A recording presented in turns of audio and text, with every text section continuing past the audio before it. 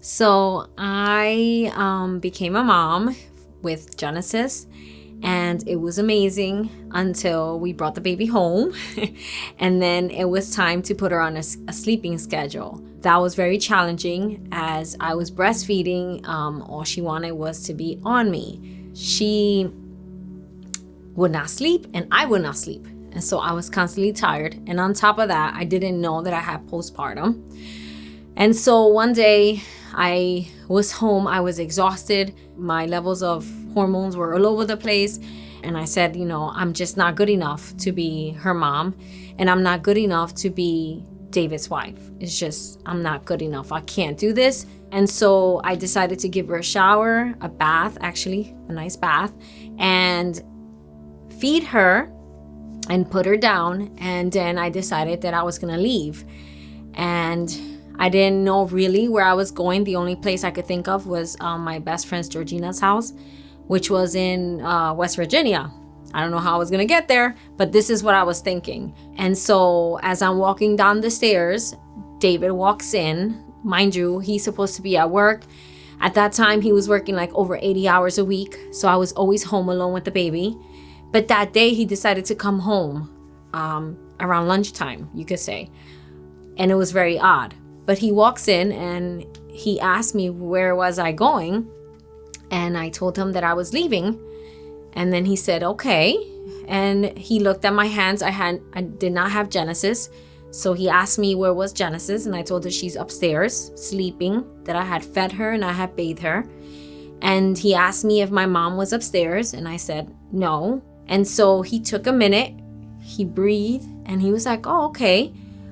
So how about before you leave, we go upstairs and have some lunch so that you could eat before you leave.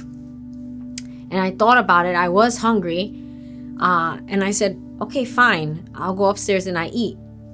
So I went upstairs and he made something to eat. He made me a sandwich. It was delicious, actually. Then when I was done eating, he was like, okay, so I know you have to get ready to go. But how about if before you go, you take a nap? So like that, while you're on your trip, you're rested and you're up so that you're not sleeping. And I thought that was a great idea. So I said, all right, fine, I'll take a nap. And I slept for a long time, which was not the norm because I really didn't take naps because while the baby was sleeping, if she did take a nap, I was cleaning and cooking and making sure the house was perfectly. And so I took that nap, and when I woke up, it was like a different person woke up. I went to the living room and David had Genesis in his arms, and I looked and I said, I can't believe that I was gonna leave my child and I was gonna leave my husband. Like, I didn't know what was wrong with me. I didn't understand what was wrong with me. But that nap did something for me that it kind of changed my thoughts, and it changed like just my whole way of handling things.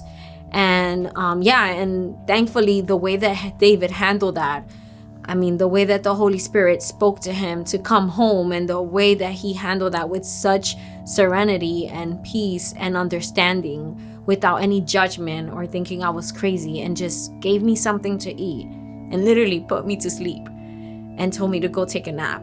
And when I woke up, all I did was just cry because I couldn't believe that, like, what was wrong with me? I was gonna leave my husband and my kid.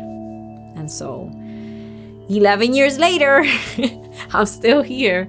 I just thought, that rest and sleeping is so important when you're going through challenges and you're going through different stages.